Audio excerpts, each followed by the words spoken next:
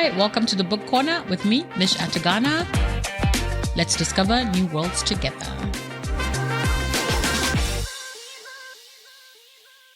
Hi everyone, welcome to the Christmas edition of the Book Corner with Mich. You guys know how much I love Christmas, so naturally I had to do a whole podcast episode that just focused on Christmas. Now, this episode is a little different because I also have another guest, guest 2 for the season. So exciting. But it's not really talking about specific books like I would before. I'm going to talk a little bit about one specific author and a couple of her books.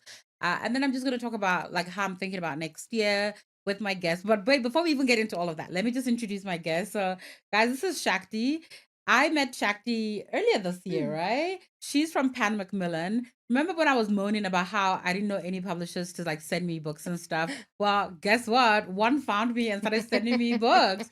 So the reason I wanted Shakti on this episode was because the books I wanted to talk about for Christmas is an author I discovered around Christmas time last year. And it was also the author that made Shakti send me the first message. So you guys know I'm talking about Olivie Blake. I discovered the Atlas trilogy last year I was busy reading Addie LaRue, and we're going to also talk about V. Schwab a little bit.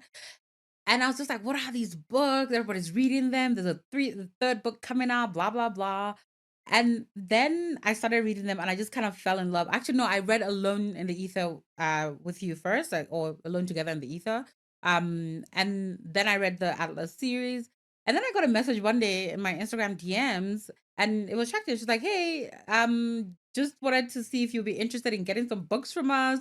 We published like some of your faves, including Legends and Latte, guys. And you guys know how I feel about that book. Also discovered around this time last year. So I was just like, guys, it's fate. I have to bring her on. So welcome to the show. Thank you. And so, like I said to you earlier, this podcast, we're super relaxed. I'm not even wearing shoes. I didn't even bother to wear socks today, guys. So I'm not even wearing shoes. It's just a conversation. And what I will say to you firstly, right? Thank you for wearing my antlers for my Christmas episode. We have to be festive. Exactly, right? You have to be festive. We deserve to be festive. This year has been rough. It's been a year. This year has been so rough. I literally got a message from a friend going, hey, I forgot to respond to your message. By the way, I sent them this message like 3 weeks ago. And they're like, it's been a really rough year. Please give me a break. Yeah. I'm just like, dude, I feel you. Don't stress about it. So, yeah. And Christmas is my favorite time of year. I love reading at Christmas. So for me to actually have this podcast, which I actually started this podcast at the beginning of the year after I finished reading the Atlas series, right? And I decided to do a podcast because I was on TikTok and I was posting about reading the Atlas series. And I just kept looking at other content. And you said something to me yesterday that she's like, Olivie Blake has a thing to do with TikTok and book talk and whatnot. Yes. Please tell me more about that. I feel like it's a full circle moment for you. Okay, for sure. It really is. And thank you so much for having me on. I'm really excited. I love your set. It's beautiful. Thank you. And yeah, Christmas is a time for like gifting, but it's also a time for ourselves. And like you, it's a time when I like relish in all the books that I couldn't get to during the year. But yeah, so Olivie, funny enough, you were talking about how you came to know Olivie, and obviously I'm a publicist, so it's my job to do it. But I actually stumbled into Olivie Blake when Book Talk started trending in South Africa, which we only came to, I think, the trend in like 2022-ish, even though it took off internationally during COVID. Yeah. But I mean, we had authors like Colleen Hoover, Ali Hazelwood, Hanya Yanagihara, Taylor Jenkins Reid, like really leading the charge of Book Talk with all these different genres, from like romance to fantasy, and then to obviously like the literary end of Book Talk as well. So I came to Olivie because she was one of those authors that were like, the Atlas 6 was everywhere, and dark academia just really took off, because dark academia, from like when I started reading, and I'm sure you'll like we'll get into that, but like dark academia was like very Donna Tartt, The Secret History, and then like Babel and R.F. Kuang, and then it was Olivie Blake and Atlas 6. And I think for me, what I started seeing, because it was like kind of my job to dissect tropes and to see like what the market was really interested in, and romance, really good writing, and fantasy and this like world building is where you will find Olivie Blake. She like merges all of those worlds, and I really found that a lot of people that were not fantasy readers were all of a sudden fantasy readers. Yeah. Because Olivie was marrying like Mm. those different sort of Yeah. genres. Absolutely. Absolutely. So I think for me, right, the first, and I'm sure if I go into my Instagram kind of highlights of books that I'm reading, I'll find this was when I first started reading Alone, together alone. Is it Alone with You in the Ether. Alone with You in the Ether? Right. When I first started reading Alone, let's just call it Alone for this Alone. for the sake of the Alone. podcast. I remember the first few pages. One of the characters, the main male character, just was talking about, you know, time travel, and was talking to his father, and his father asked him this question, where are we today? And then he kind of, and it's like a game he and his father plays. And I mean, for those of you who've read this book, or if you want to read it, it's such an interesting book about just the way we think about mental illness, and deal with mental illness. But they were talking in math, right? So, and I loved it about, I loved that. I love that. And you guys know I'm obsessed with math. I'm so bad at it, but I'm obsessed with it. I'm obsessed with math. Um, and I just loved that there was this character, and all these characters in this book who would almost speak like they were speaking in math. Like, if the language of math, which is the universal language, right? If you could hear it spoken, this is how what it will sound like. And I just love that kind of writing. I love that she was writing that way, and I was super interested.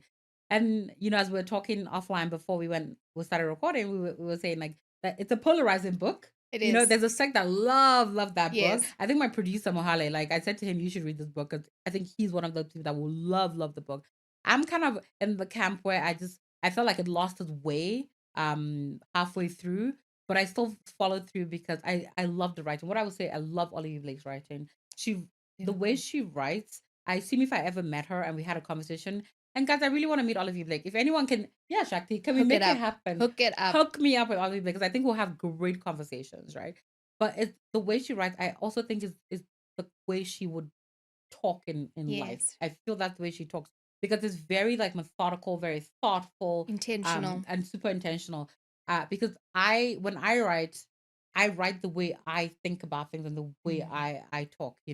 I said to a friend of mine a couple days ago that I used Chat GTP to build a bunch of models to see if a couple situations will work out and the percentage of them working out. And I said to him, like, the least likelihood of this thing succeeding was a 13.2% chance. And I think that's a significant thing to look at. And he literally looked at me like, right, okay. But that's the kind of stuff I would do. I would literally sit and build a whole model to go do something, rather than actually going, let's just see what happens. But I want to do the model first before I do it. And there's something that in the way, I think that's what drew me to Olivie Blake writing, because her characters are characters that either they're incredibly reckless or they're incredibly, methodical. And Atlas is one of the books that we have a range of those characters. And I love that Atlas had people from all over the world. Like, you had, someone from Asia, you had a South African, you had, someone from London, Americans. So I really, really loved what she did with that. But that being said, these are the books that I'm talking about ish today. We're talking a little bit about today, right? So One for My Enemy is a Romeo and Juliet kind of spin, which I really enjoyed this. I really enjoy this.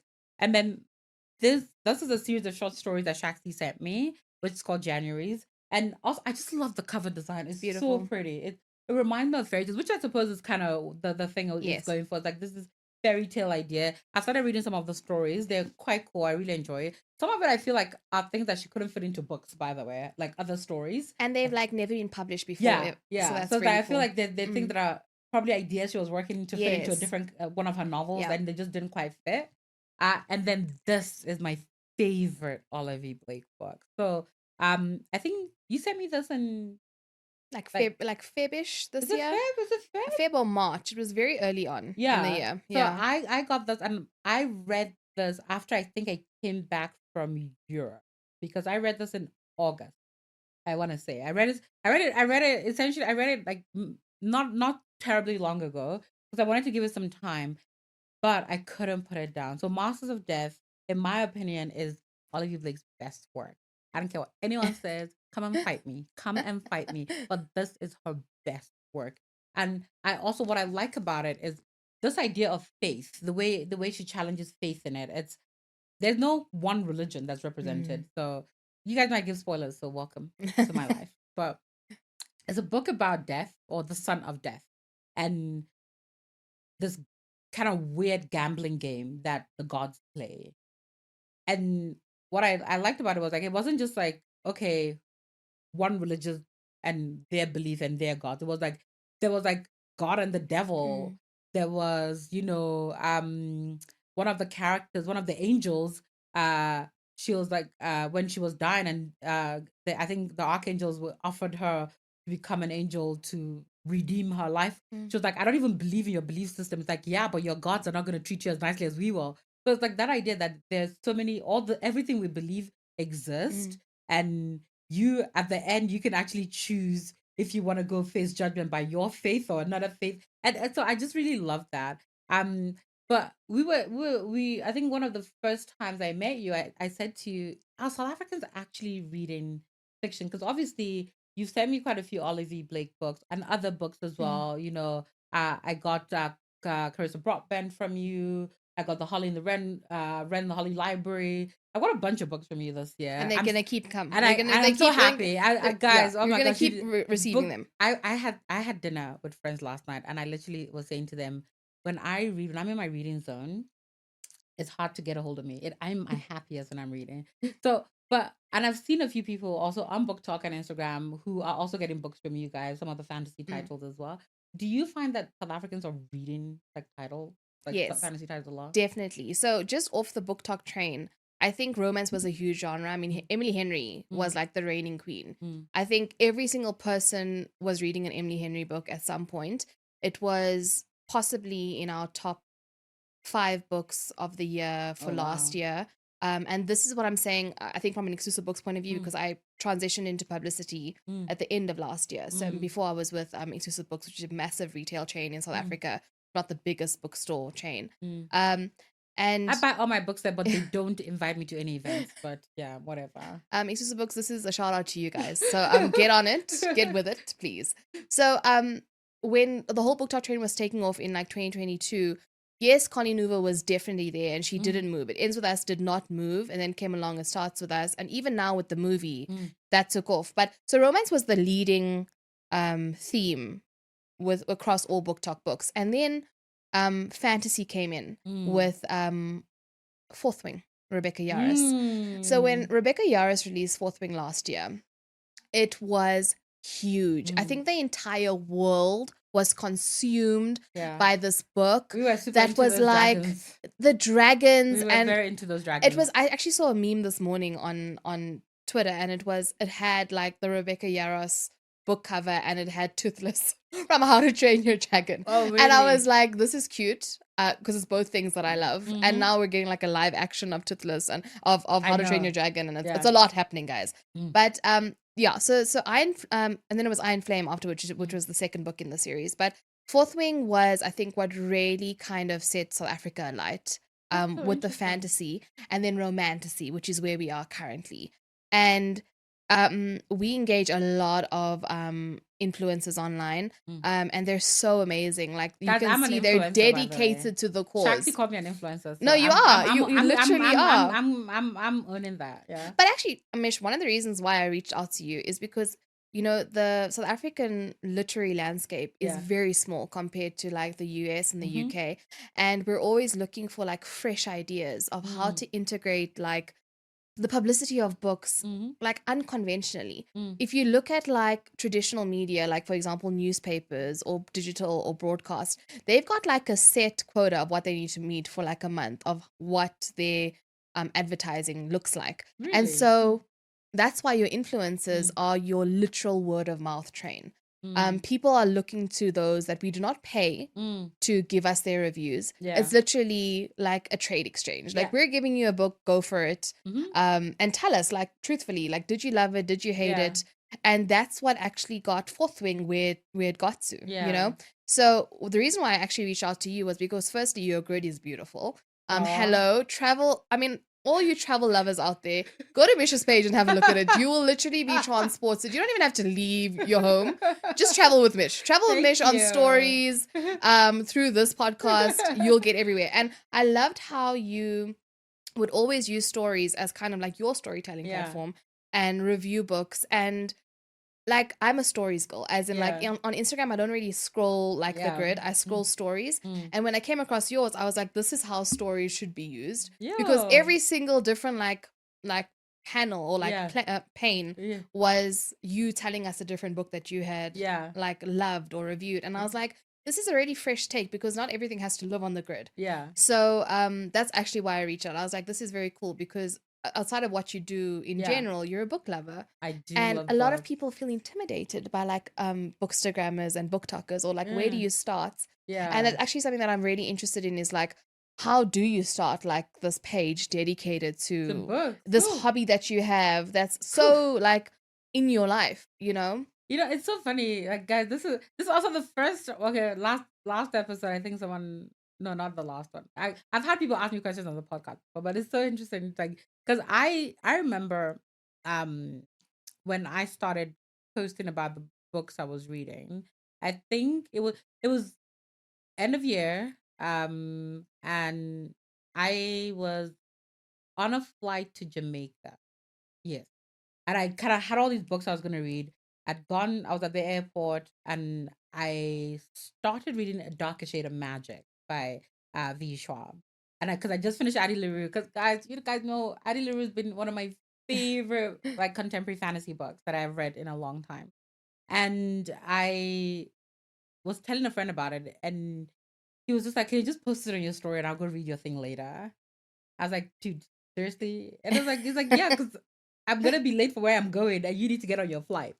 So I did. I posted about it, and I thought, and then I think I'd done like my list of the books I'd read the year before, and I was just posting it for fun. Like it was just like, I have this time. I've taken a reading break. Let me just post about the stuff I'm reading. I didn't think I was gonna take it this seriously. To be honest, no one was as surprised as I am when I started a podcast about Wow. books. No one was as completely like shook as I was when I started a freaking TikTok dedicated to books, right? But I love what you said about fourth thing, by the way, because also for me, I had been reading a lot of speculative fiction for sure, a lot of nonfiction and African literature, kind of, I think maybe somewhere between 2017 and 2019. I spent a lot of time reading those kind of books. And in COVID, I just really got back to my love of poetry. So I read a lot of poetry. I also read a lot of fantasy. I read all the Wheel of Time books during COVID, right? But I was also writing a lot at the time. But I think between 2021, I started a new job in 2021. And I think early 2023, I kind of focused on reading more about the music industry and learning about the music industry. So I read every book written about the music industry. I was reading like artists, like biographies. I was reading producer biographies. I read, a lot about the music business, trying to learn about it. And then one day I was on Amazon and I was buying a book, and the Library of the Unwritten came up as like people who read this book read that. I'm like, what a weird correlation, but okay, what is this book about? So I bought the Library of the Unwritten. And then Erin Morgenstern had brought out The Starless Sea, which I'd been waiting for her to write another book after The Night Circus. I also bought it. And then I realized that the Library of the Unwritten was like a trilogy. So I also got the second book. And I think only February 2023, I was in Cape Town, working from Cape Town for a week. I started reading the Library of the Unwritten. And I was just like, whoa, what is happening right now? Because it's also dark academia, right? And then I read the trilogy. I read Starless Sea as well. Guys, not Erin's best work. Erin, like, please, we just need another Night Circus type book. I don't know what, it was okay, but it just wasn't her best work in my opinion. And I just was like, shoot, I need to go back to just reading fantasy, like just proper fantasy. And so I started like reading a bunch of, so I got into dark academia quite intensely, like Deathly Education. And then I read fourth, and I was just like, what is happening? Like, it's one of those moments where you're reading a book and you go, am I loving this book, or am I having a Twilight moment? So I call it a Twilight moment because I read all the Twilight books. Yeah. And I was super into them when I read it. Same. But now when I talk to people about Twilight, I'm like, guys, let's not talk about the Mich of Twilight, because I don't know, because I can't read those books right now. But when I read Fourth Wing, I was really into it. And I like what you, yeah, it's so interesting what you said about how South Africans just got into fantasy because of it. Because I have a friend in Nigeria, shout out Jola. She read Fourth Wing and she posted about it, and all the Nigerian girlies were going to look for Fourth.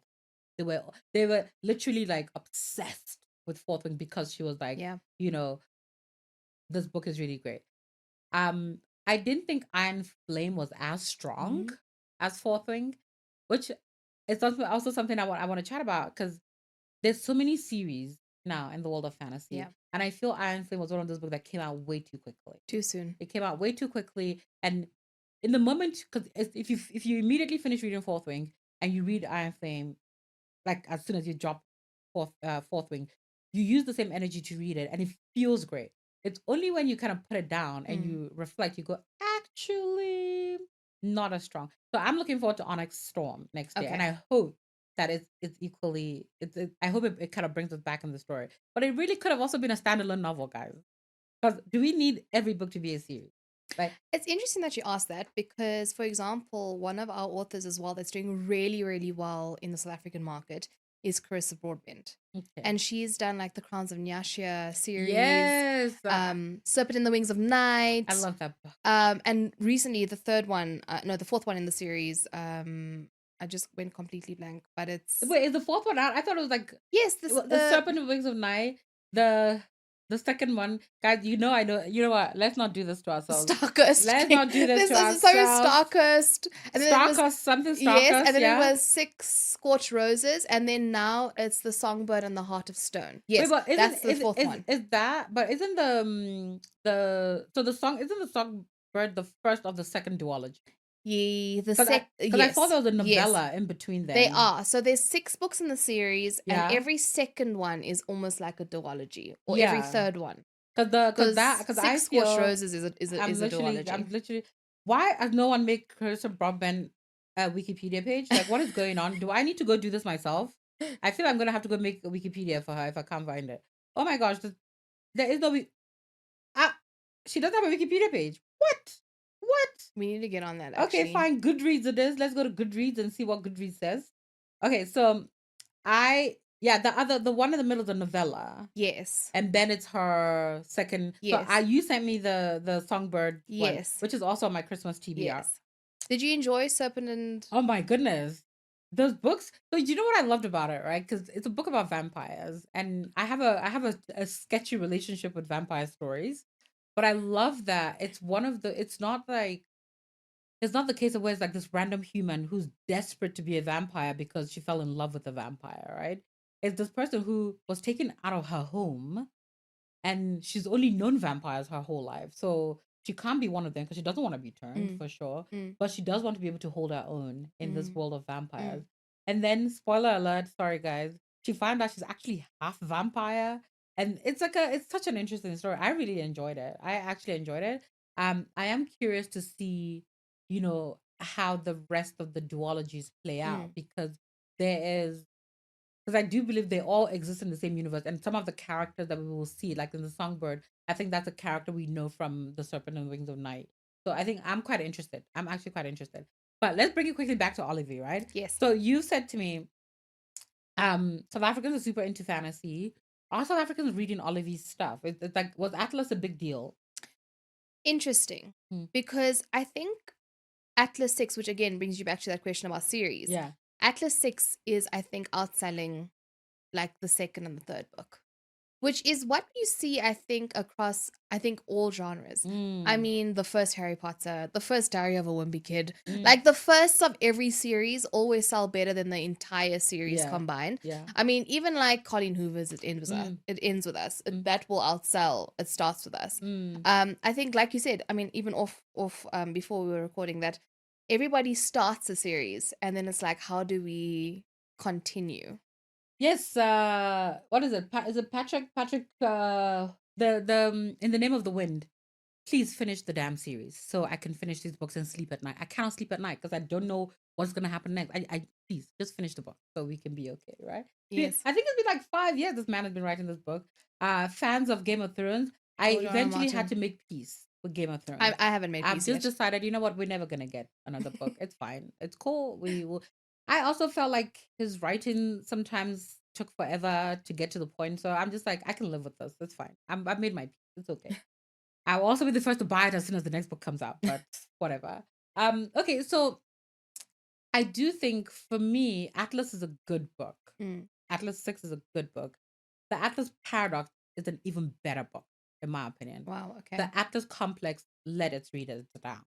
And I was so annoyed because I such exquisite potential in that story. I feel that the characters had so much more in them. Nico did like justice for Nico, guys. Justice for Nico. But again, my favorite Olivie book is a standalone, and that tells you something. It does. Right? It tells you something because I think even in a series, it's so unless the story is watertight, to keep a reader that interested in how the story is going to play out, it takes a lot. The only reason Harry kept us through for 7 books, and by the way, every Christmas I reread Harry Potter. I'm like, starting next week, I'll start rereading the Harry Potter books until the end of the year. It's something I do. I love it because it's one of the my best friends from university is one of the first Christmas presents she ever gave me with Harry Potter books, and I always kind of think like the deaths that we suffered in Harry Potter kept us going because we were like, how much more can we take? Yep. Like, are we willing to take this? Like, I just finished the Mistborn trilogy. Yes, finally, guys, I have completed the Mistborn trilogy. Brandon Sanderson, it's fine. Okay.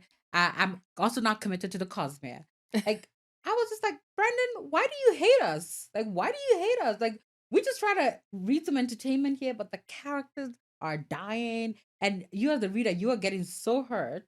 And I think the trilogies or the series that keep you super engaged are the ones where the authors are not afraid to hurt their readers. I really think so. I think the authors that make us happy were just like, it's cool, but what are we so excited about? Why are we still here? Yeah. So that's why I really hope like some hectic things better go down in Onyx Storm, because that's the only way we're gonna.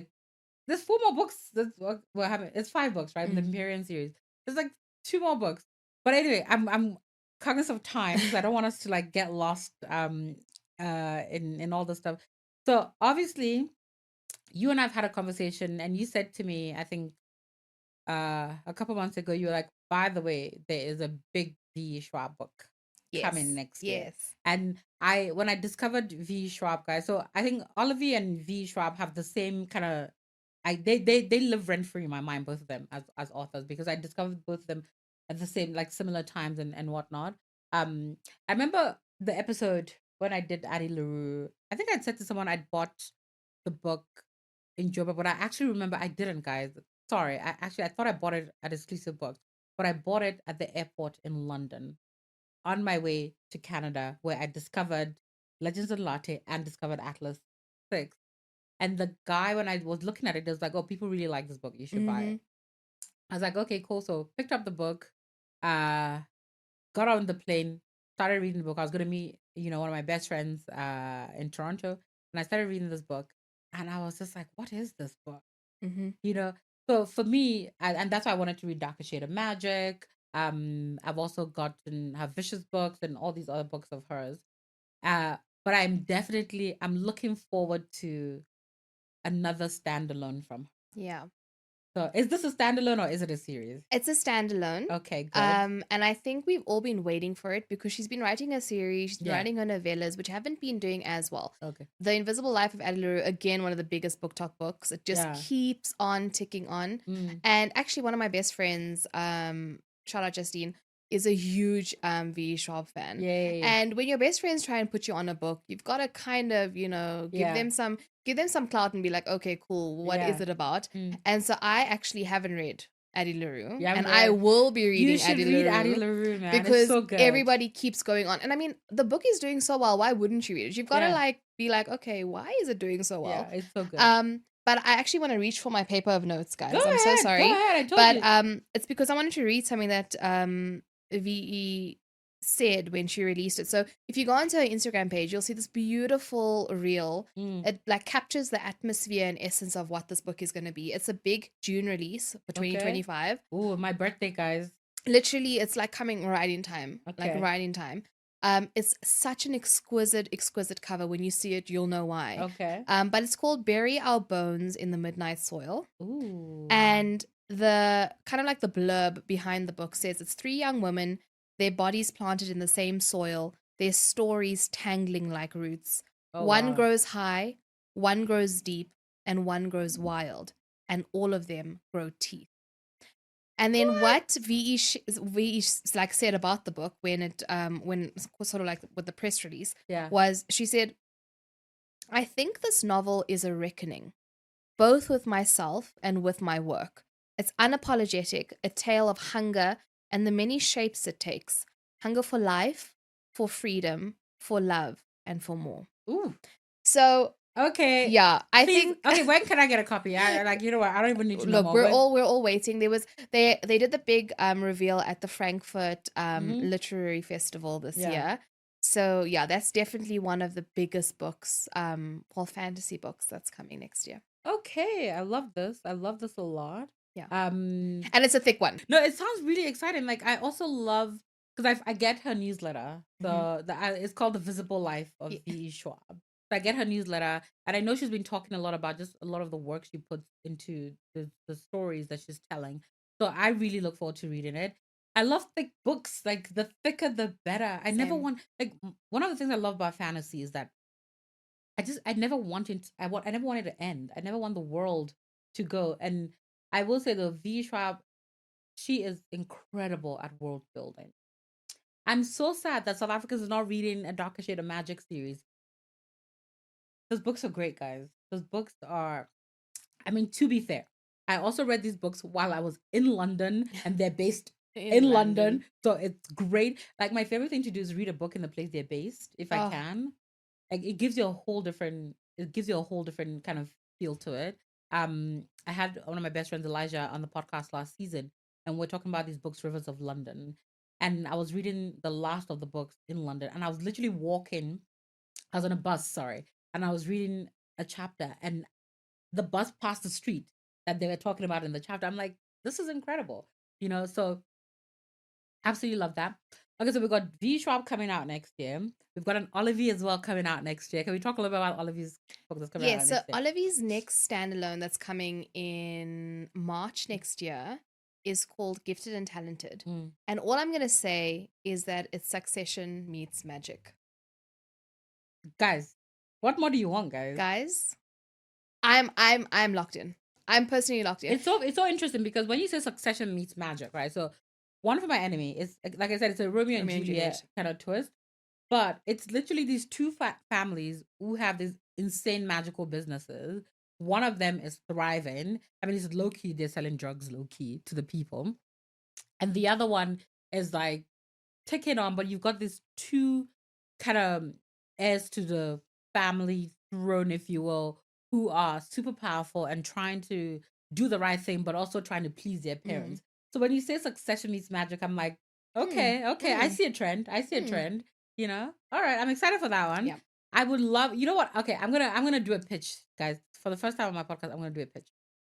So I'm gonna pitch to you, Shakti, and you can go pitch to your bosses when you get back. Okay. I would love to do like a thing with that when it comes out. Okay. So I don't know what it's gonna look like. I know we talked a little bit about doing something together next year, but I want to do something, maybe like a little book club moment with other like fantasy readers in South Africa. We could do it at my besties exclusive books who never follow me, but whatever. But something like that, or even do like a podcast with a bunch of people. Guys, don't we want Olivie Blake on my podcast, guys? I think we want Olivia on my podcast. But that's a big ask. I know that's a big ask. But I want to do something with you guys on that next year. We'll definitely put it forward, and we have to do something around this next year. I think it would be great. I think there's not a bigger ambassador for Olivie Blake than you, Mich.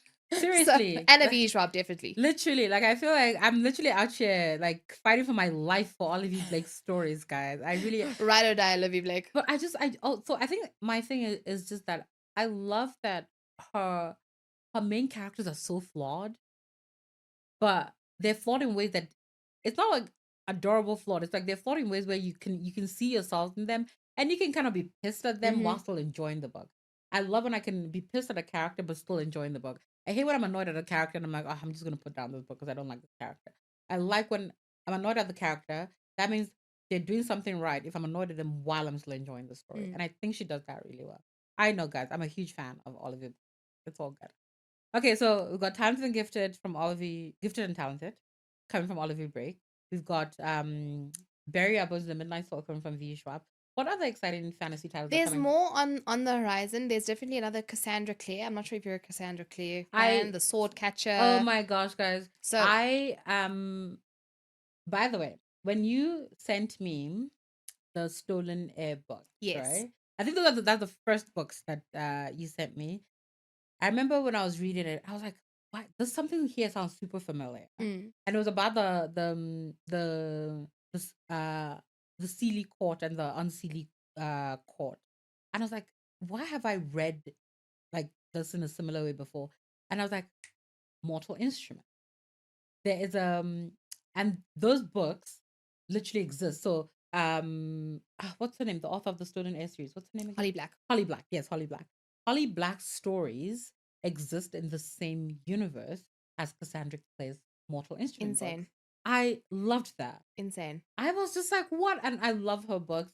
I haven't read anything from her in the last kind of 3 years or so, but I'm very excited to read more. But I've read so much of her other, like I read like all the Mortal Instrument and all the many stories that, and there's like 1,000 books around. She's an icon. She really is an icon. And I agree. Like I remember reading the Mortal Instruments as well, and then obviously devouring the series that came afterwards as well.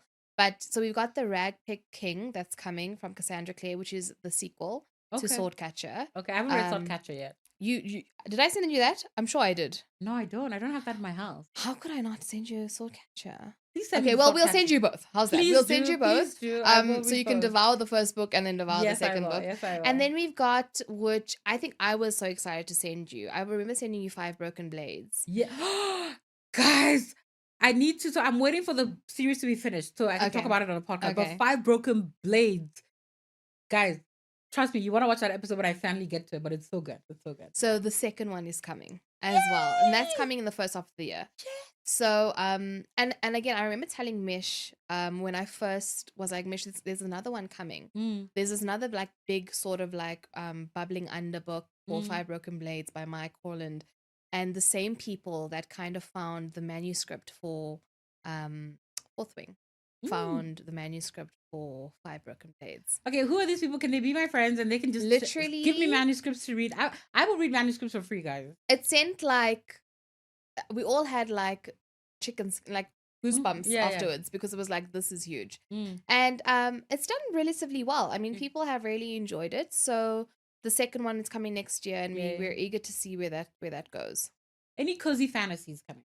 Cozy fantasy, like those tea books. I love the tea books. I'm sure we will. I'm sure they'll be like the sequels to. Because the second tea book is should be coming out. I think it may be out in the US already, if I remember reading correctly. Yes. But it's like a trilogy, or there's 4 books. I can't remember. So you can't spell tea without treason. Yes, it's such a fun book, guys. Like I really loved it. Nothing will ever replace Legends and Latte. I can just say that. Guys, I need him. Travis, write another book. Just write another book. He's so good at it, right? But I really love those tea books. But there's another tea book so there's 2 tea books. The Tempest of Tea, I think. The Tempest of Tea. And you told me it was a series, The Tempest of Tea as well. There's another one coming, yes. Because when I first read it, I struggled with it because I was just like, the story makes no sense. And then you're like, but it's a series. And I'm like, oh, that makes so much more sense now. With that context, that changes everything. Because I would love to kind of continue that series. Okay. Well, the sequels to both of those books are coming. Yay! Okay, so we've got some cozy fantasies coming up. That's awesome. Love it. And then you've got these kind of big epic titles coming up. But aside from, I know because it's my podcast and we're talking fantasy and I love fantasy, but I know that you love to read like more literary fiction and stuff like that. What are you reading right now?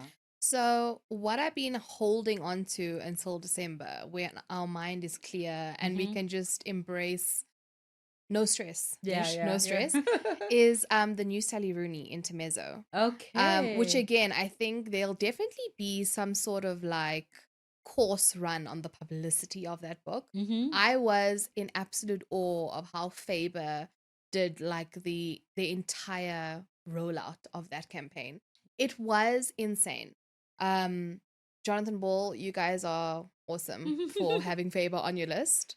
Um, so yes, I bought myself. I literally treated myself. It was like my Christmas gift, even though it was months ago. But I got like one of the very few signed copies of Intermezzo from That's the book lounge. amazing. So that's definitely what I'm going to be reading. And I'm not actually a nonfiction girly. Yeah. Like it has to be a certain type of book. Yeah. But actually, Gillian Anderson, Mm-hmm. her book Want Mm. is also on my list to Okay. read Okay. for December. So those are the main two. And then I don't know if you saw yesterday, but Waterstones spoke about they just released their book of the year. I know. I love Waterstones, guys. Waterstones. Well, the Waterstone group.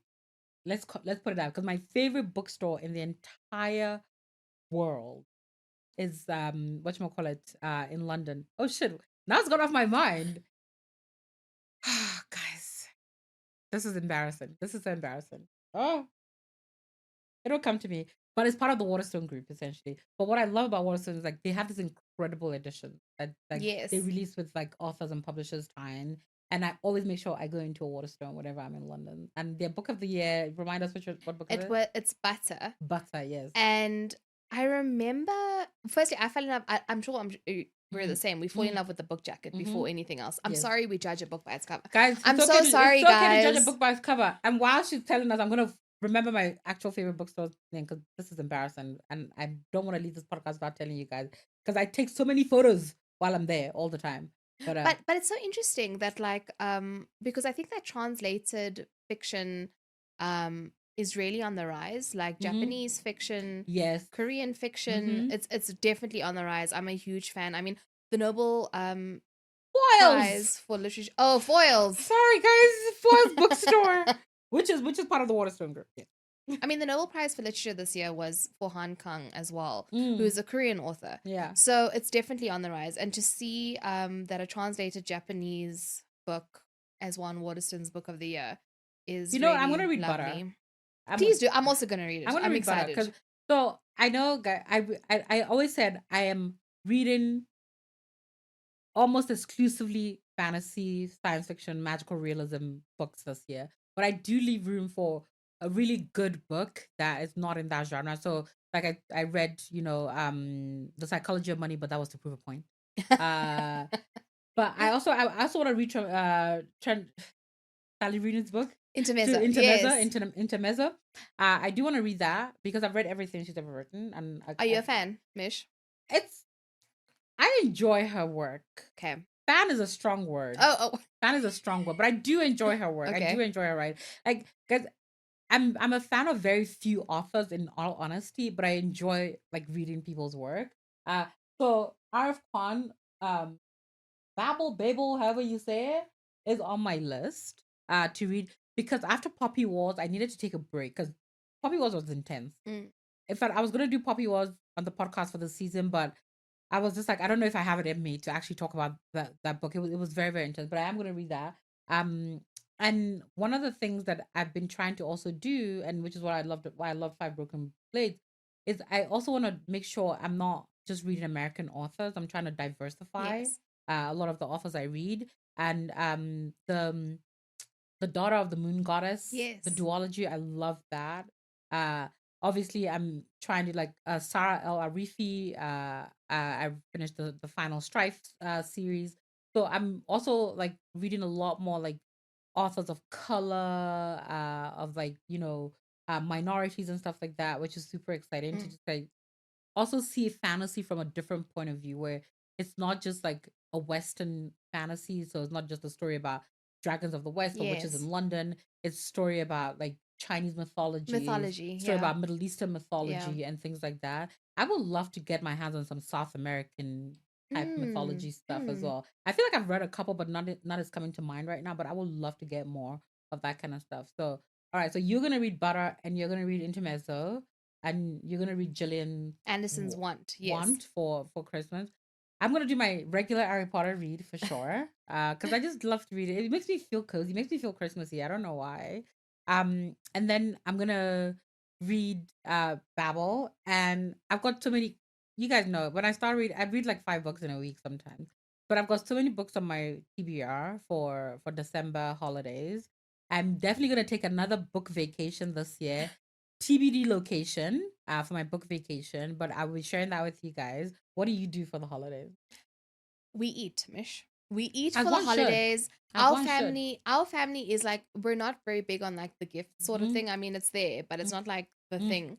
It's like Christmas lunch is like, I'm sure as like with many families, but like Christmas lunch, being together, everybody making their signature dish, Nice. and then Boxing Day leftovers. Those 2 days are like, I count down from the 1st of I December. love it. I love it. I'll buy my gammon and I'll buy my turkey and I'll buy my mascarpone because there's never any mascarpone for my tiramisu on like the week of the 20th. So those are like my ingredients that I like collect and forage.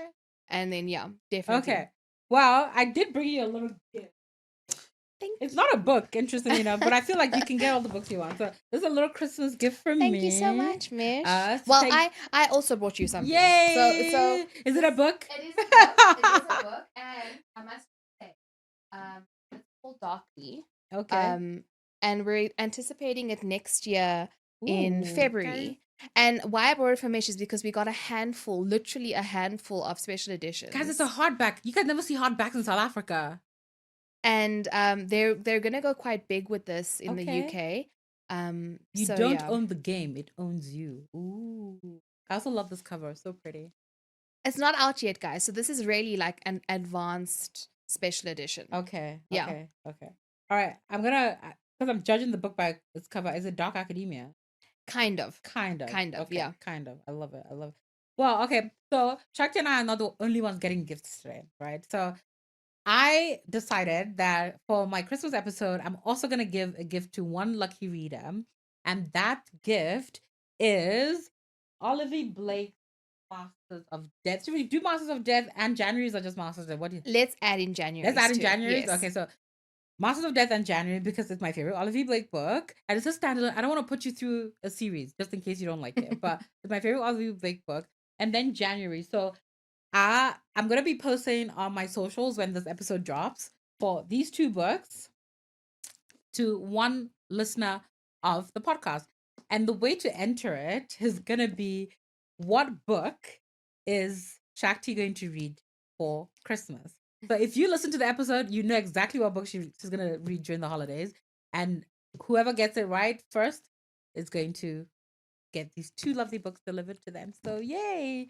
Shakti, thank you so much. Thank you for Mish. coming on the Thank podcast. You. This has been so much fun. I think we've gone over time, but I don't care. It's fine. My producer's not here today, so no one is nagging us to like finish on time. But I hope you have an amazing holiday. And you. And I look forward to kind of chatting to you next year about more books and so many exciting things that sound. And now I've got another book to add to my TBR for the holidays. And I will definitely be sharing all my stories of what I'm reading while I'm out. Thank you, Mish. Cool. And we out.